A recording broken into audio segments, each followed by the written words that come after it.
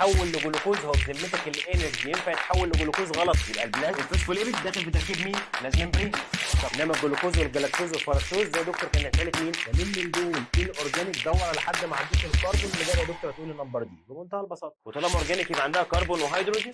الحاجه الثانيه يا جماعه اسمها بوليمر.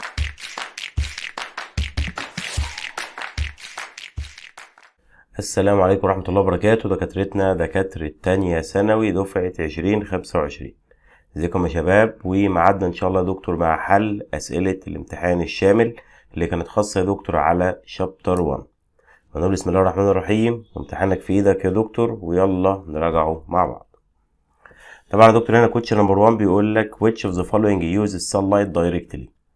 طبعا يا دكتور اللي كان بيقدر يستخدم السانلايت بشكل مباشر كان يا دكتور الكلوروفيل، لان كان بيعمل ابزورب لللايت انرجي وبيحصل له يا دكتور اكتيفيشن ويبقى اسمه اكزايتد كلوروفيل، والالكترونز اللي فيه طلعت لليفل اعلى وهي راجعه الالكترونز.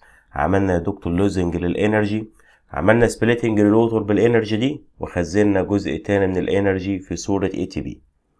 هل يا دكتور انتجنا اي تي بي؟ لا، انا انتجت اي تي بي يا دكتور مش بالسانلايت، بالانرجي الناتجه من الريتيرنينج باك للالكترونز للانرجي ليفل بتاعه. موفمنت اوف كلوروفيل الكترون مولكيولز، ايوه يا دكتور الاجابه نمبر بي، ده كان بشكل مباشر ان هي عملت اكتيفيشن للكلوروفيل. ووتر سبليتنج، لا طبعا غلط، لان السبليتنج للووتر يا شباب انا جبتها او عملتها بالانرجي الناتجه من الريتيرنينج باك للالكترون. نت بي اتش 2 مولكيول فورميشن، طبعا برضو دي غلط، لان يا دكتور عشان نكون نت بي اتش 2 عملنا طبعا ريدكشن للنت بي، والهيدروجين احنا جبناها من السبليتنج للووتر برضو بالانرجي الناتجه من الريتيرنينج باك للالكترون، يعني الاجابه هنا تبقى نمبر بي. طب كوتش نمبر 2 يا شباب بيقول لك بيبيز ميلك كونتين لاكتوز شوجر، ان اللبن يا دكتور بتاع الاطفال عنده لاكتوز.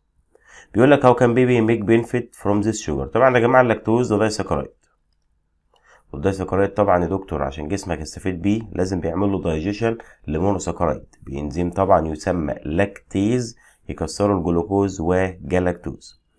هل يا دكتور الجسم البيبي يستفيد منه لان اللاكتوز ديليد سورس اوف انرجي؟ هل مصدر انرجي متاخر؟ طبعا ده غلط يا دكتور، لان اللاكتوز ده من عيله الكربوهيدرات، واولى ثانوي كلنا عارفين ان الكربوهيدرات هي الفاستست سورس فور بروديوسينج انرجي، فدي غلط. لاكتوز ترانسفير ثرو سيل ممبرين تو بي ابزوربد فاستر، طبعا غلط، لان يا جماعه اللي نعمل له ابزوربشن هيكون مونوسكرايد، واللاكتوز ده دايسكرايد مش هينفع. لاكتوز كونتين هاير ستورد انرجي زي الميلك بروتين، برضو يا دكتور لا.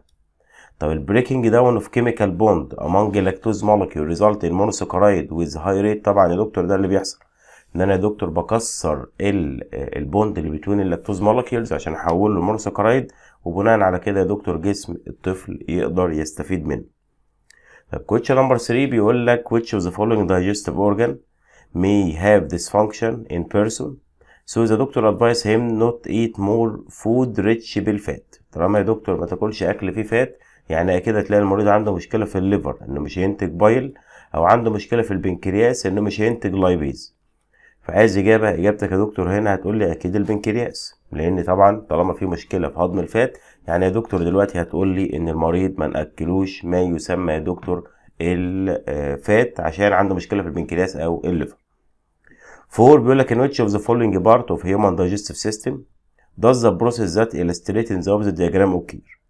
طبعا يا جماعه ده بروتين اتكسر لمين؟ لاكس وواي زد ال، يعني ده يا دكتور مين اللي يكسر كده؟ انا كده كسرته الامينو اسيد.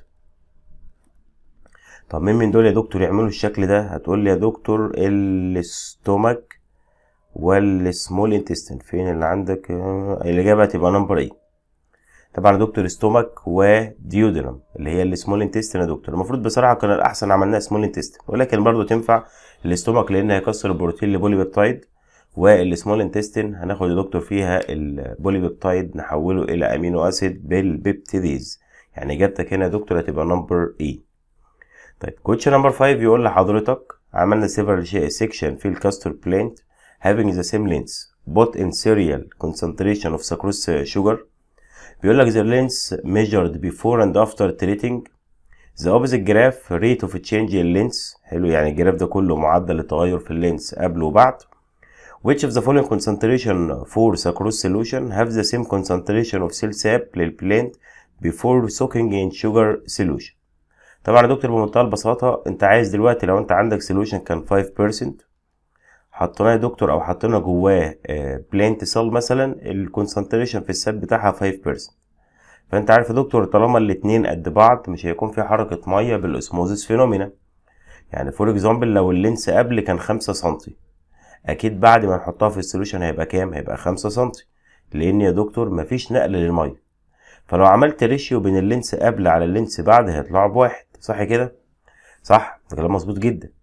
طب انا يا دكتور دلوقتي بقول لحضرتك عايز الكونسنتريشن بتاع السكروز سوليوشن اللي هيكون قد الكونسنتريشن بتاع السيل ساب. فيا دكتور طالما الاتنين قد بعض لو انا جبت طبعا الريشيو قبل على الريشيو بعد اكيد يا دكتور هيطلع فرق اللينس ب1.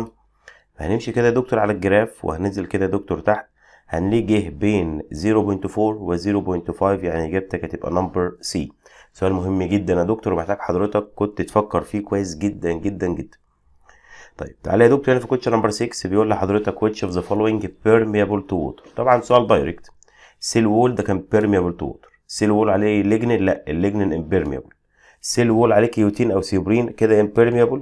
بلازما ممبرين وسيل وول الاجابه نمبر دي تنفع لان السيل بلازما ممبرين بتعمل allow passage of water control passage of salt وكان بتعمل prevent large sized molecule زي الامينو اسيد والبروتين and so on. لذلك الاجابه هنا تبقى نمبر دي. when eating meal contain bread ورايس وبوتيتو يعني كلهم يا دكتور ستارش. من الانزيم will digest all this food substance. طبعا يا دكتور كل اللي فيهم ده ستارش واللي كان بيهضم يا دكتور الستارش يبقى الاميليز بس، انما اللايبيز وده طبعا كان ليبيد واللايبيز ليبيد والبيبتيديز ده بروتين. فالاجابه هتبقى نمبر ايه بس ده بروتين بس كربوهيدرات بس يا دكتور. يبقى الاجابه هنا هتبقى الستارش وده طبعا هيكون الانزيم اللي هيهضمها هيبقى الاميليز يعني الاجابه نمبر ايه. question number 8 بيقول لك the following graph illustrate rate of transpiration process and water pressure in the plant leaf. طيب دكتور هنا بيقول لك what do you conclude from the study previous graph. طبعا لو انت مركز يا دكتور على الجراف لما الترانسبريشن زاد الووتر بريشر قل اهو يا دكتور. يعني لما الترانسبريشن كان بيزيد وجدنا ان الووتر بريشر بيقل. فعايز اجابه water pressure decrease inside leaf with increasing transpiration يعني البريشر يقل لما تزود الترانسبريشن، صح الاجابه نمبر ايه. طب water pressure increase يبقى increasing transpiration غلط طبعا. الاستوميتا بتقفل الساعه 10 بقت محل والله وبتفتح الساعه 4 بقت محل برضه. احنا يا دكتور هنا الاجابه هتبقى نمبر اي. طب هنا يا دكتور كوتش نمبر 9 بيقول لك normal plant cultivated in desert and small number of them adapted well with this environment. يعني يا دكتور زرعنا نبات في بيئه معينه كميه قليله منه اللي هتعمل adaptation مع البيئه دي. which of the following factors its increase led to adaptation of this plant. طبعا يا دكتور واحده واحده. tallness of vegetative part of plant concentration of cell sap للصل shortness of root small volume of sap vacuole of root. طبعا يا دكتور انا زرعته فين؟ زرعته في الديزرت. وطالما يا دكتور زرعته في الديزرت احنا كلنا عارفين ان الديزرت بلانت عنده هاي اوزماتيك بريشر يعني لازم الكونسنتريشن بتاع السوليد جوه الفاكيول يكون اعلى من السويل عشان يقدر النبات يسحب الميه بيا دكتور الاوسموزس. يعني اللي هتعمل ادابتيشن يا دكتور هو الكونسنتريشن بتاع السيل ساب للفاكيول يعني هيزيد عشان نزود الاوزماتيك بريشر جوه النبات. question 10 بيقول لك which type of food can be digested in acidic medium و alkaline medium. طبعا acidic medium و alkaline medium اكيد بروتين لان البروتين يا دكتور بدأ هضمه في الاستومك اللي هي كانت من 1.5 ل 2.5 ويا دكتور في الالكالاين ميديم يا دكتور اللي هي كانت السمول انتستين اللي كانت شغاله عند بي اتش 8. طبعا في الاستومك كان البيبسين والسمول انتستين هو التريبسين. طيب question number 11 يقول لحضرتك what is the similarity between green plant and the purple sulfur bacteria. طيب في كلوروفيل غلط لان يا جماعه الجرين بلانت عنده كلوروفيل تركيبه معقد جدا. سلفر بكتيريا يا دكتور كان عندها بكتيريا كلوروفيل وده كان ابسط في التركيب من الكلوروفيل العادي. سورس اوف هيدروجين غلط لان يا جماعه البلانت كان الهيدروجين H2O انما التاني جاي من H2S. دارك رياكشن ان بوث اوف ذيم يا دكتور الدارك رياكشن في الاثنين واحده ان يا دكتور هنعمل ريدكشن للكربون دايوكسيد وهنكون الكربوهيدرات اللي هو الجلوكوز وده صح. سكندري برودكت ان بوث اوف ذيم طبعا غلط لان السكندري برودكت في الجرين بلانت كان الاوكسجين. السكندري برودكت يا دكتور في السلفر بكتيريا كان السلفر، لذلك اجابتك هتبقى نمبر سي. عايزين والله طالب بيفكر يا دكاتره، طالب بيقرا السؤال وبيفهمه، مش طالب عايز يحفظ، احنا عايزين طالب بيفكر. question number 12 the opposite figure what is the gas that supplied to green algae from air pump. طبعا يا دكتور الجاز اللي هنديه للالجي من الجرين بامب، طبعا انت عندك اللايت وعندك الووتر فيها جرين الجي يعني تعمل فوتوسينثيس، يبقى انا اكيد محتاج الجاز يبقى كربون دايوكسيد عشان تعمل فوتوسينثيس، يبقى كربون دايوكسيد required to perform photosynthesis. برضه سؤال لطيف ما فيهوش حاجه. طيب question number 13 which of the following tissue responsible for aeration. اللي كان مسؤول عن الايريشن يا شباب كان السبونج تيشو، لان يا دكتور ده كان irregular cell بينها سبيس، فهو كان وظيفته يعمل ايريشن. question 14 ده برضه سؤال هتلاقيه في الهوم ورك بتاعك واحنا قلنا بالتفصيل الممل قبل كده. the opposite diagram shows the transfer of ion through cell membrane if you know that the concentration of sodium ion inside the cell lower than outside. فركز بقى معايا، قال لك الصوديوم inside، وأنا كاتب لك هنا إن ده inside أهو، ماله يا دكتور؟ صوديوم inside lower than outside، يعني الصوديوم هنا قليل والصوديوم بره عالي. كلام محترم جدا. كمل. عند concentration of potassium inside، البوتاسيوم بقى inside أهو، ماله يا عم؟ قال لك higher than outside، يعني البوتاسيوم هنا قليل وبره كان عالي. حلو الكلام. بيقول لك بقى ادينا الاسهم واحده واحده. هو يا دكتور السهم الاكس ده جاي منين؟ جاي من اوتسايد لانسايد، يبقى الاكس جاي منين؟ جاي من اوتسايد اهو، مش هقول لك عليها، رايح لانسايد. والله يا دكتور الاكس ممكن يكون، لو انا هتكلم عن الصوديوم يبقى ديفيوجن للصوديوم، لان هيجيب الصوديوم من الهاي للو، يعني الاكس حاجه من اتنين، يا اما ديفيوجن صوديوم، يا اما يا دكتور البوتاسيوم لو هو اللي هيتنقل عن طريق الاكس يبقى هيكون اكتيف بوتاسيوم. السؤال ده مهم جدا. طب الاكس يا دكتور في نفس اتجاه الواي، صح؟ الاكس والواي نفس الاتجاه اهو، يعني يا دكتور الاكس والواي هما الاتنين دول واحد منهم هيكون ديفيوجن صوديوم والتاني اكتيف ترانسبورت بوتاسيوم. مهم جدا السؤال ده. طب هات لي يا دكتور الزد والال. الزد والال يا دكتور جايه من انسايد لاوتسايد اهو، الزد والال اهو، ده ال وده الزد. طب اقدر اقول لك يا دكتور معلش الزد والال دول ايه؟ واحده واحده. الزد والال حاجه من اتنين، هما دول جايين منين؟ جايين يا دكتور من انسايد لاوتسايد، يعني يا دكتور جايين البوتاسيوم العالي البوتاسيوم القليل، يعني هنقول لك يا دكتور ان هو ديفيوجن بوتاسيوم. طب هيجي يا دكتور من الصوديوم القليل للصوديوم العالي، يعني يا اما يا دكتور اكتيف ترانسبورت للصوديوم. انا جبت السؤال، يبقى الواي والاكس يا اما ديفيوجن صوديوم يا اكتيف ترانسبورت بوتاسيوم. بص قال ايه؟ اكتيف ترانسبورت بوتاسيوم هل تنفع الواي؟ لو انا بصيت في الواي هل تنفع اكتيف ترانسبورت بوتاسيوم؟ تنفع. طب لو بصيت في الواي ينفع اكتيف ترانسبورت بوتاسيوم؟ ينفع. بص الزد، هل الزد تنفع اكتيف ترانسبورت بوتاسيوم؟ لا يا دكتور ما تنفعش، دي كانت اكتيف ترانسبورت صوديوم، فما تنفعوش دول ما ينفعوش. بس بقى هل الزد تنفع اكتيف ترانسبورت صوديوم؟ الزد تنفع اكتيف ترانسبورت صوديوم؟ اه يا دكتور برضه ينفع. بس اللي بعده، هل الاكس تنفع ديفيوجن صوديوم؟ الاكس تنفع ديفيوجن صوديوم؟ تنفع. هل ال تنفع ديفيوجن للصوديوم؟ طبعا يا دكتور ال لو هتنفع هتبقى ديفيوجن بوتاسيوم ويكتف ترانسبورت صوديوم، فهنا غلط. طب هل ال تنفع ديفيوجن بوتاسيوم؟ ال ديفيوجن بوتاسيوم صح، لذلك يا دكتور اجابتك هتبقى نمبر ايه، والسؤال ده احنا قلناه قبل كده وكان برضو موجود في الهوم. طب question number 15 بيقول لك the following table illustrate concentration of some salt ions inside root hair and surrounding soil. The plant absorption to magnesium and nitrate depend على ايه؟ قال لك صلي بينا على النبي. دلوقتي يا دكتور النبات هيمتص المغنيسيوم والنيتريت، هنا يا دكتور في الروت هير كان 75، ودايما النقل بيجي من السويل للبلانت اهو، يبقى ده الاتجاه. يبقى هياخد المغنيسيوم من اللو للهاي، يبقى هيدفع اكتيف ترانسبورت، انما هيعمل ابزورب للنيتريت من الهاي للو بالديفيوجن. يعني بالترتيب كده المغنيسيوم كانت يا دكتور بالاكتيف ترانسبورت والنيتريت بالديفيوجن، يعني اجابتك هتبقى نمبر سي. وبرده سؤال لطيف ما فيهوش حاجه. 16 which of the following explain reason for using carbon isotope instead of oxygen isotope في الكلفن experiment. طبعا يا جماعه الكلفن كان عايز يتتبع الجلوكوز ويعرف هو اتكون على خطوه واحده ولا لا، فكانت نواتج الفوتوسينثيس كان يا دكتور الجلوكوز C6H12O6، وكان يا دكتور ميه، وكان يا دكتور اوكسجين. دي كانت نواتج الفوتوسينثيسيس كلها. فانا بقول لحضرتك دلوقتي كيلفن يا دكتور كان عايز يتتبع الجلوكوز، فاختار اليمنت موجود في الجلوكوز مش موجود في باقي النواتج. فمين اللي كان ينفع يستخدمه؟ هو الكربون، لان الكربون داخل في تركيب الجلوكوز فقط مش موجود في باقي النواتج. يبقى ليه يا دكتور استخدم كده؟ لان السورس اوف ايفولفد اوكسجين از ووتر طبعا، لا طبعا. رو ماتيريال من الفوسفور، لا طبعا.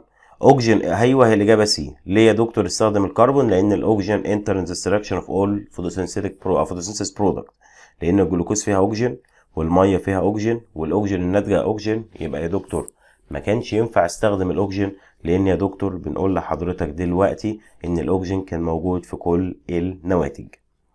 طب 17 reaction occur in citroma doesn't occur in grana. طبعا يا جماعه اللي بيحصل في الستروما ما بيحصلش في الجرانا، هو الريدكشن عشان نكون الكربوهيدرات. وكان اول مركب ستيبل اللي هو يا دكتور البيجال اللي كان عنده 3 كربون كومباوند، يعني الاجابه هتبقى نمبر A.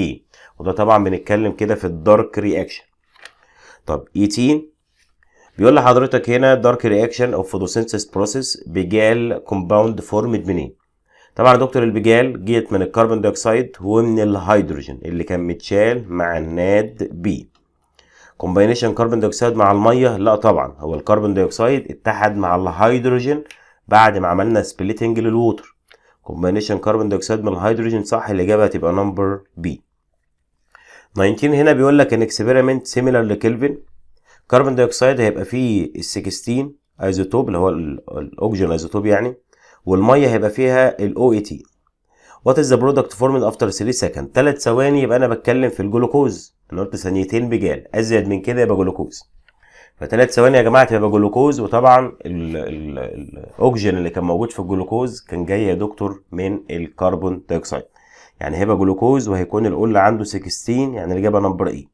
لان الاوكسجين اللي كان موجود في الريزلتد جلوكوز والريزلتد ووتر كان يا دكتور من الكربون دايوكسيد، والفري اوكسجين الناتجه من الفوتوسينثيس كانت يا دكتور من الووتر، يعني اجابتك هنا هتبقى نمبر اي.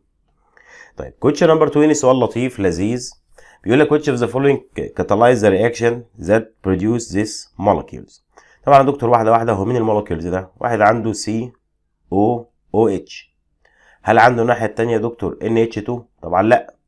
طبعا يا دكتور الشكل اللي قدام حضرتك ده يا دكتور عباره عن فاتي اسيد، ده اللي قدام حضرتك ده فاتي اسيد. طب يا دكتور الشكل ده انا كده كده اصلا كنا واخدينه في اولى ثانوي والله، شكل الفاتي اسيد ده لما جينا خدنا تركيب الليبيد وقلنا 3 فاتي اسيد كومباينوس جليسرول، وخدنا ساتيوريتد وان ساتيوريتد فاتي اسيد، وجينا يا دكتور قلنا لك ادي دبل بوند اهي يبقى ده ان ساتيوريتد، والكلام اللي قعدنا نقوله ده. فده فاتي اسيد يا دكتور، مين ينتجه؟ اللايبيز. بس سؤال عبيط، هو مش عبيط بصراحه، هو سؤال تقيل محتاج واحد بيفهم. فالاجابه هنا تبقى لايبيز. طب كويشن 21 نمبر اوف فوسفوجليسالدهايد نيدد تو فورم جلوكوز مولكيول. جلوكوز واحد يبقى انا محتاج 2 فوسفوجليسالدهايد. سؤال لطيف. which of the following compound doesn't belong للدارك رياكشن؟ مين من دول مش تبع الدارك؟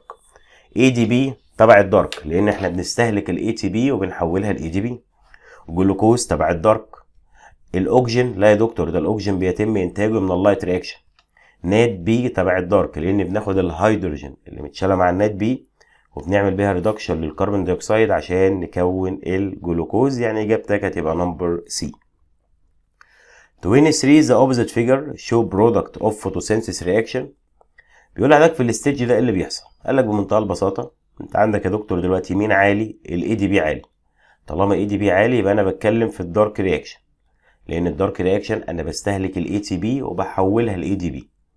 دارك رياكشن يا دكتور احنا كنا بنعمل كومباينيشن مع النات بي اتش 2 والكربون دايوكسيد عشان نعمل ريدكشن للكربون دايوكسيد ونحوله لجلوكوز. يبقى اوكسيديشن للنات بي اتش 2 هنا ناقص 2 لنات بي يا دكتور ده حصل لان احنا خدنا منها الهيدروجين فده حصل ينفع. ريليزنج اوكسجين لا طبعا في اللايت. كونسامبشن للوتر في اللايت. اول بريفيوس طبعا غلط، لذلك اجابتك هتبقى نمبر اي.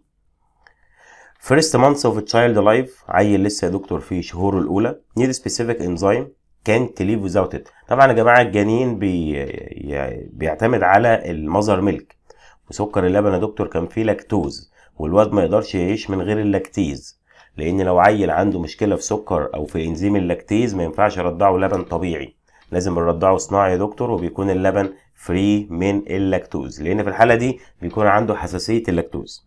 فالاجابه هنا هتبقى لاكتيز. 25 يقول لحضرتك which of the following event a combined absorption of energy by chlorophyll of reaction center complex. دكتور اول حاجه لما عمل absorb للانرجي الالكترون اللي فيه طلعت لليفل اعلى وبقى اسمه اكسايتد. ده اللي حصل يا دكتور، ده اول حاجه حصلت. هل كونت اي تي بي؟ لا، انا كونت اي تي بي بعد ما الالكترون رجع. هل الالكترون اكسايتد؟ طبعا.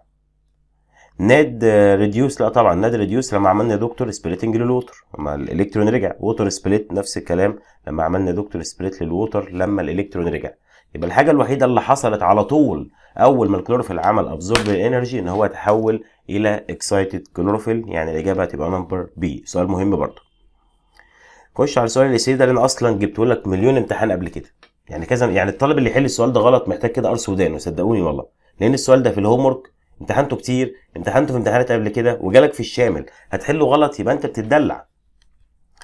اكواتيك بلانت هنحطه يا دكتور في ميديم فيها ايفولفد اوكسجين كونتيننج ووتر اللي هو هيكون الاي تي، وديزولفد اوكسجين اللي هو الاو 16 ايزوتوب. طبعا انت عندك كده الماء ايزوتوب، والسورس اوف كربون دايوكسيد يبقى برضه فيها او 16. والبلانت هنحطه يا دكتور في نعرضه لللايت رياكشن والدارك رياكشن. طبعا ده واحده بيقول لك which of stage من 1 ل 4 represent dark reaction. واحده دكتور. دلوقتي ده الاماونت اوف ايفولفد اوكسجين، كميه الاوكسجين يا دكتور اللي خارجه هتقل في واحد. طبعا يا دكتور كميه الاوكسجين بتقل في الدارك رياكشن. ليه؟ لان اللايت رياكشن بيعمل سبليتنج للووتر، وده يا دكتور اللي بينتج من خلاله الاوكسجين. فهنا بقول لحضرتك في 1 الاوكسجين قل، يبقى 1 ده يا دكتور لايت رياكشن ولا دارك رياكشن؟ دارك رياكشن، يبقى 1 دارك رياكشن. طب و3 برضه يا دكتور دارك رياكشن، يبقى 1 و3 دارك رياكشن. طب الاوكسجين بيزيد امتى؟ لما بعمل سبليتنج للووتر في اللايت رياكشن. يبقى الاوكسجين زاد في 2 وزاد في 4، يبقى 2 4 هتكون لايت رياكشن.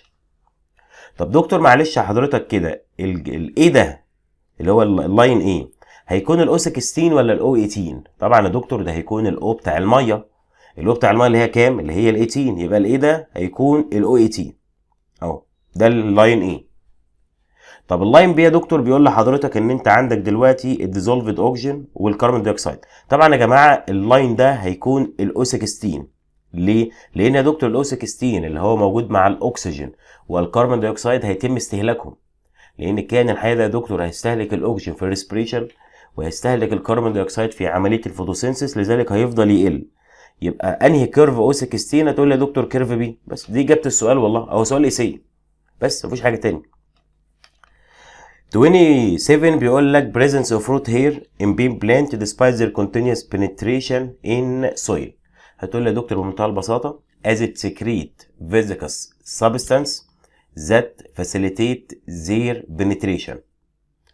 تاني as it secrete viscous substance that facilitate their penetration and regenerate continuously from zone of elongation. طبعا يا دكتور بيتم تعويضها باستمرار من منطقه اسمها زون اوف elongation. برضه سؤال لطيف. 28 تعالى بقى معايا، بيقول لك هنا the juice which of two structure 1 or 2 contain lower percentage of glucose concentration after 2 hours. حضرتك لو انت شايف هنا 1 ده يا جماعه جزء من السمول انتستين، وده طبعا living cell خلايا عايشه. 2 ده يا جماعه بيقول لك هنا semi permeable membrane، والاثنين فيهم diluted sugar solution او جلوكوز solution. ويا دكتور البيكر برضو في diluted جلوكوز، يعني الاثنين قد بعض، بره diluted وجوه diluted. حلو. مين بعد ساعتين يبقى عنده اقل تركيز جلوكوز؟ طبعا السمول انتستين فيها حاجه اسمها فيلاي، وده تعمل يا دكتور ابزورب للجلوكوز. لذلك يا دكتور بعد ساعتين انهي جلوكوز تلاقيه اقل؟ هتقولي في 1. ليه يا دكتور؟ هتقولي كده as it contain villi that absorb جلوكوز. بس كده بمنتهى البساطه، مفيش حاجه تاني في الاجابه. بس اللي بعده بيقول لك وات هابن ان كيس اوف ابسنس فلويم تيشو من البلانت. هو مين اللي مشي؟ الفلويم. بص الاجابه عشان بس انا لقيت اجابتها هتغلطني والله. بص الاجابه هتقول لي كده بلانت كانت ترانسفير فود تو اول بلانت بارت. بلقت يا دكتور واحد يقول لي بلانت كانت فورم فود. هو ايه علاقه يا جماعه تكوين الفود بالفلويم؟ فلايم يا جماعه دي ماسوره بتنقل بس الاكل. يبقى تقول لي مفيش فلايم يبقى النبات مش هيقدر ينقل الاكل لكل اجزائه. بس خلاص دي الاجابه والله. طيب كويشن نمبر 30 يقول لحضرتك الاتي، ركز بقى معانا. يقول لحضرتك دلوقتي which of the following reaction don't occur in Kelvin cycle. Kelvin cycle دي الدارك رياكشن. مين من دول مش هيحصل فيها؟ فيكسيشن كربون دايوكسيد ده في الدارك. ايفولف اوكسجين لا، الاوكسجين كان خارج من اللايت رياكشن. كونسيومينج الاي تي بي ده في الدارك رياكشن. اوكسيديشن نات بي اتش 2 ايوه لاني خدت منها الاتش وحولتها الى نات بي، لذلك اجابتك هتبقى نمبر بي. ان جرين بيربل بكتيريا لايت ودارك رياكشن ريسبكتيفلي ليد تو ايه؟ ايفولوينج اوكسجين وفورميشن للووتر. طبعا يا جماعه الجرين بيربل ما بيطلعش الاوكسجين. سبليتنج ووتر، الجرين بيربل مش بتفصل ميه. جرين بيربل يا جماعه سبليتنج هيدروجين سلفايد ده صح. الدارك رياكشن ليها بتعمل فورميشن للووتر صح، لان يا جماعه الدارك رياكشن واحد هيكون برضو ميه والجلوكوز وهيكون معاه كمان السلفر. يعني اجابتك هنا يا دكتور هتبقى نمبر سي. فورميشن هيدروجين سلفايد لا يا دكتور ده بيعمل لها سبليتنج في اللايت رياكشن. الشكل اللي قدامك يا دكتور سؤال عبيط برضو، بيقول لك هنا الفينومينا اللي قدامك ده طبعا يا جماعه جاي من الاي للبي. الاي هاي اهي ارتفاع عليه اهو هاي نازل للو، يبقى ديفيوجن يا جماعه. خير ديفيوجن مفيش حاجه برضو. كيوتين لير ابسنت من الليف اوف ايلوديا بلانت. ايلوديا بلانت ده نبات مائي ده صح. الكيوتين يا دكتور مش موجود في النبات المائي ايوه، لان النبات كده كده عايش في الميه فمش محتاج كيوتين. هو يا دكتور مهما يفقد ميه هيقعد يشرب بميه البحر فعادي. الكيوتين لير سك في الكاكتس ليف. كاكتس ليف الليف اللي هو الصبار ده نبات يا دكتور صحراوي. هل تلاقي عنده كيوتين سميكه؟ طبعا عشان يحافظ على كميه الميه جواه. يعني التو ستيتمنت يا دكتور كوريكت، اجابتك نمبر سي.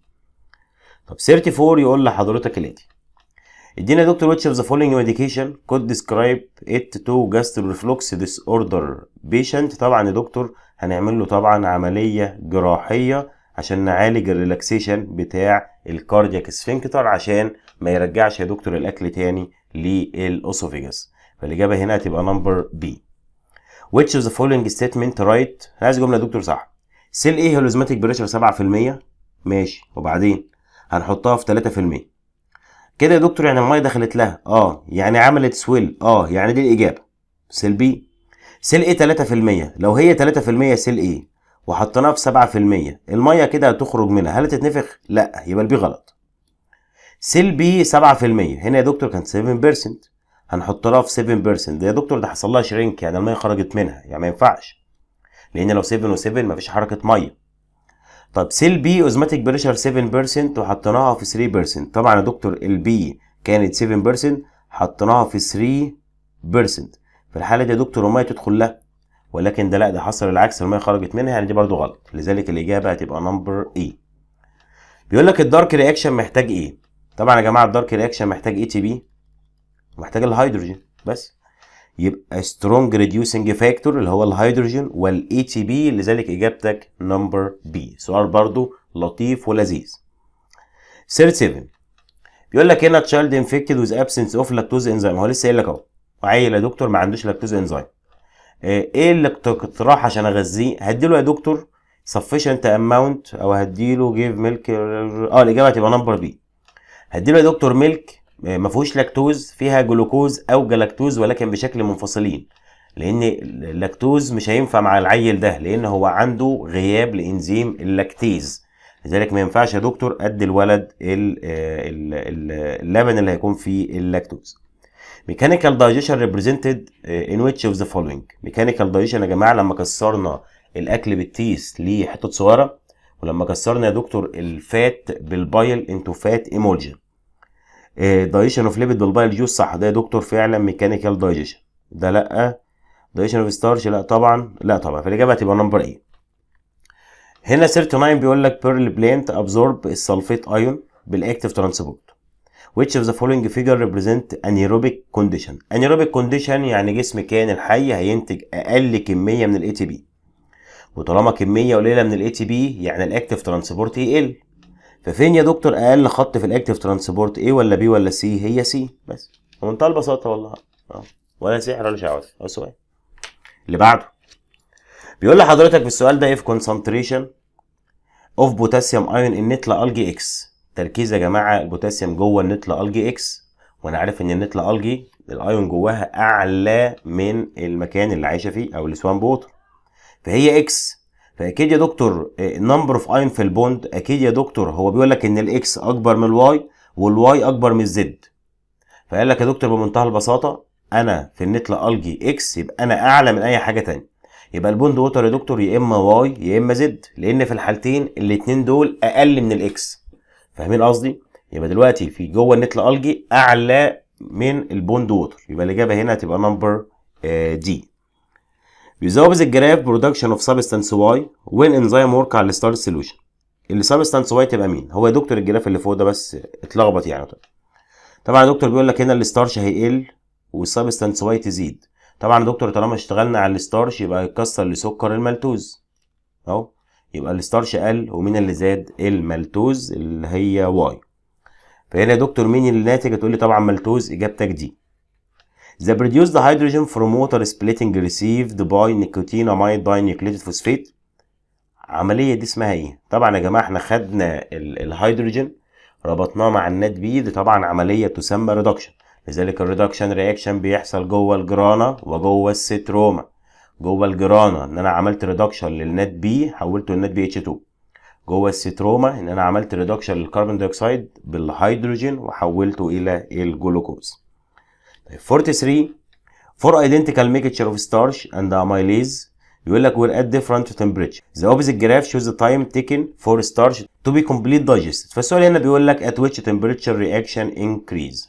طبعا يا جماعه هنا التايم تيكن بمنتهى البساطه، كل لما الوقت يا جماعه يزيد كده يا دكتور الدايجيشن بيكون ابطا. طب لما الوقت اللي يحصل فيه الدايجيشن يقل يبقى الدايجيشن كان اسرع. فانا بقول لحضرتك في انهي واحده يا دكتور رياكشن الدايجيشن زاد؟ هتقول لي اقل وقت. اقل وقت يا دكتور كانت عند انهي نقطه؟ عند البي. لو انت مشيت كده هتلاقيه اقل تايم، فالاجابه هنا يا دكتور هتبقى بي. وبرده السؤال ده مهم جدا جدا جدا. طيب تعالى هنا دكتورنا في كويشن نمبر 44. هنا دكتور في الكويشن ده بيقول لحضرتك ادي الايت بريكفاست as shown what is the substance that take different route during its absorption. طبعا يا دكتور احنا كان عندنا الامينو اسيد والمونوساكرايد والسولوبل فيتامينز ان ووتر بيمشي في البلاد روت. كان عندي الفاتي اسيد والجليسرول والانسولوبل فيتامينز ان ووتر اللي هم كان الفيتامين الاي والدي والاي والكي، دول كانوا بيمشي يا دكتور في الليمفاتيك روت. فمين من دول يمشي في طريق مختلف؟ الايج البومين ده بروتين، البطر ده ليبيد، الهاني ده كربوهيدرات، والبريد ده دكتور الكربوهيدرات برضو. لذلك الاجابه هتبقى البطر اللي هو الليبيد، ده بيمشي يا دكتور لوحده في الليمفاتيك روت. طب 45 يقول لحضرتك which of the following enzyme not activates the hydrolysis of nitrative substance. مين من دول يا دكتور مش بيحفز تحلل ماده غذائيه؟ الانتروكاينيز ولا الاميليز ولا التريبسين ولا اللاكتيز؟ طبعا يا جماعه انتروكاينيز، لان ده كان بيعمل اكتيفيشن للتريبسينوجين الى تريبسين. انما الاميليز بيحلل الستارش لمالتوز، تريبسين يحول البروتين لبوليبيبتايد، لاكتيز يحلل اللاكتوز الى جلوكوز وجلاكتوز. لذلك اجابه نمبر اي، ده الوحيد اللي ما بيأثرش على مواد غذائيه. The wall of plant cell absorb water. طالما الوول هيمتص الميه يبقى انا مغمض امبيبيشن، مش محتاج كلام. طب 47 بيقول لك ان الراديو اكتيف element عندها important role improving some vital process in plant. عايز تو اكزامبل؟ بتقول لي بمنتهى البساطه يا ابني لما جينا خدنا السورس اوف اوكسجين كان ال H2O، كان يا دكتور ال O العادي 16 والايزوتوب كان 18، ودي استخدمناها to prove the source of oxygen resulted from photosynthesis is water بس خلاص.